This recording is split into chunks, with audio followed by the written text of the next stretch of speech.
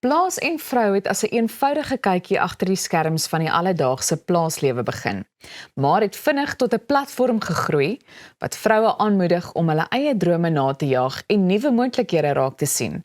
Ek gesels nou met die smaakmaker Deidre Viljoen. Baie welkom hier by ons. Baie dankie, ek is baie bly om hier te wees. Goed, nou Deidre, wat het jou geïnspireer om jou lewe op die plaas te begin deel met mense?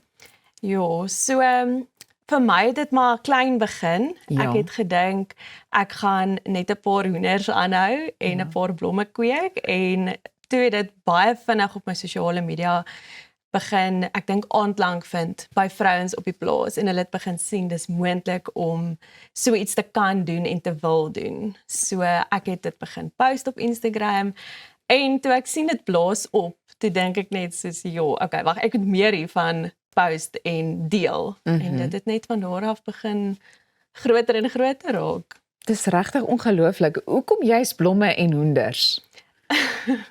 Dis 'n baie snaakse kombinasie, ek moet net self sê nou dat jy dit noem.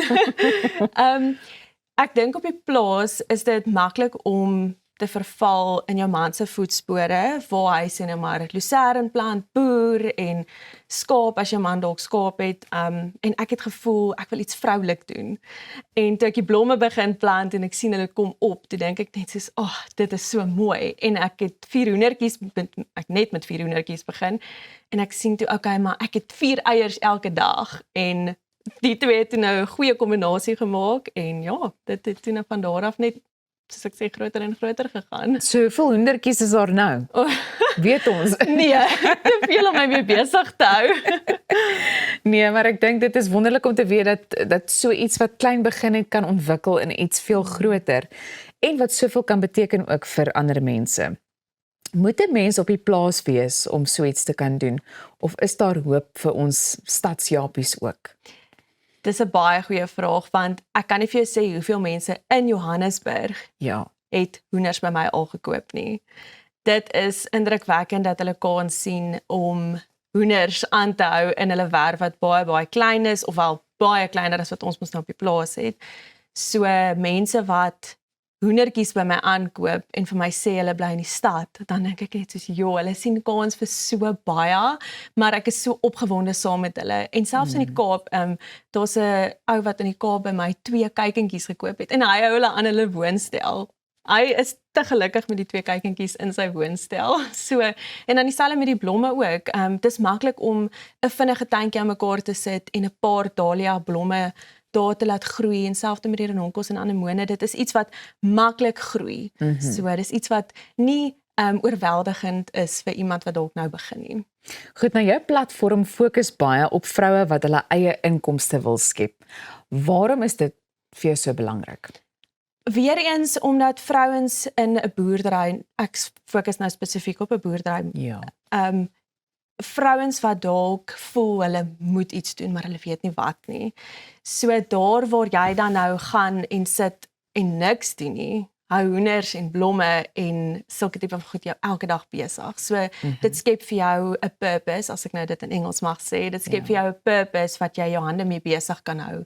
En ek dink deel van die purpose het die inkomste bygekom. Hulle kan sien, maar as hulle dalk hierdie akkertjie vol blomme plant, kan hulle dit verkoop of verskaf aan 'n troue wat dalk naby hulle is. So dis vir my 'n groot ding om vir vrouens spesifiek dan nou 'n bietjie te motiveer en inspireer om dan nou hierdie tipe van goed wat nie baie spasie en plek en tyd vat nie, iets te verander in 'n klein inkomste of dan nou 'n groot inkomste. So watter raad het jy vir iemand wat miskien met iets wil begin, maar hulle weet nie noodwendig waar om te begin nie? Ek sou sê, moenie dink omdat dit 'n klein begin is, dat jy nie gaan begin nie. Want alles wat jy doen, begin klein. Alles wat jy doen, begin dalk met 'n kleiner inkomste. So mense is dalk geneig om, hulle sien dalk net die klein inkomstetjie en dan dink hulle, dit gaan nie winsgewend wees nie, of dis baie werk. Hoenders en blomme is elke dag wat jy iets moet doen. So ek sou sê, begin net. Begin jy net baie klein, maar begin net. Koop vir jou 2 of 3 hoendertjies, koop vir jou 2 of 3 bolletjies, dahlia bolle of renonkelsbolle en plant dit en begin net. Ek sou sê, dit is my grootste raad aan iemand, is begin net. So eenvoudig soos dit, maar dis waardevolle raad dink ek, want ek dink baie mense hak vas. Jy weet en sukkel om daai kopskuif te maak om net oor te gaan tot aksie as ek dit so kan stel. Goed, so jy het ook e-boeke geskryf. Wat kan lesers verwag as jy dit vir ons moes opsom? So ek het 3 e-boeke geskryf. Die eerste e-boek wat ek geskryf het was dis nou 'n Engelse titel, How to Plant Dahlias the Farm and Wife Way. Ja. So ek het gevoel in al 3 my boeke is daar so oorweldigend hoeveelheid inligting op die internet wat mense voel dis te veel, dis te groot. Hulle weet nie waar om die inligting dan nou bymekaar te bring en dan nou iets maklik eintlik te doen nie. Want ek dink as jy iets lees op die internet dan dink jy dadelik o, jene dis net te moeilik, ek gaan dit nie doen nie of dis te risky, ek gaan dit nie doen nie.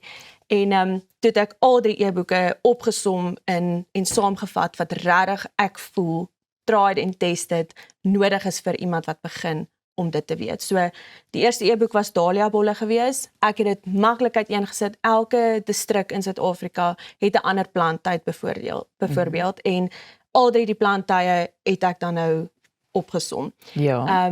Die tweede boek wat ek geskryf het was 'n Home Hatch Handbook.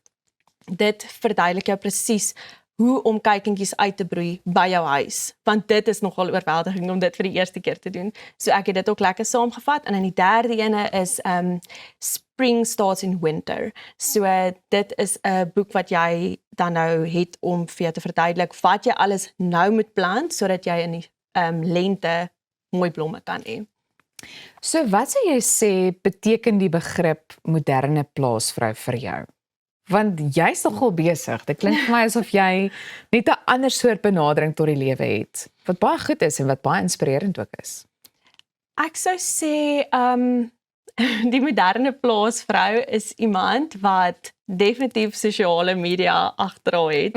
Okay, ja. So ja, sosiale media het nie maklik vir my gekom nie en toe ek dit begin gebruik en tot my voordeel begin gebruik en oplees daaroor en YouTube video's kyk daaroor, toe begin ek vinnig besef ook dat behalwe vir die platform wat inspirerend is, kan jy jou plaas baie kleiner maak en op sosiale media sit. So jy hoef nie noodwendig 'n boer te wees en dan 'n boerdery te hê nie. So jy kan enige plek boer waar die moderne nou gedeelte nou inkom en jy kan nog steeds suksesvol wees en jou boerdery vorentoe vat as 'n moderne plaasvrou.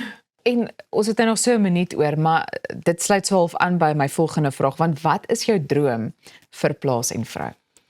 Ek wil soveel as moontlik vrouens inspireer, mans ook, want daar hang 'n verskriklike donker wolk oor boerdery op die oomblik en my grootste doelwit is om positiewe content op my blad te sit sodat ek mense kan inspireer en laat sien, maar boerdery is lekker en dit is so lekker om dit te kan doen en die satisfaksie daai te kan kry van plantjies wat groei, hoendertjies wat groot word en met mense te kan deel wat dit net soveel beter maak. En ek dink dis juist waarom soveel mense aanklank vind. Baie dankie dat jy vanoggend die moeite gedoen het om spesiaal hier te kom kuier. Ja. Ons hou vir jou dop. Wonderlik, dankie. Goed, nou bly net waar jy is, want ons gesels net hierna oor 'n nuwe musiek. Jy's ingeskakel by Goeiemôre, good morning.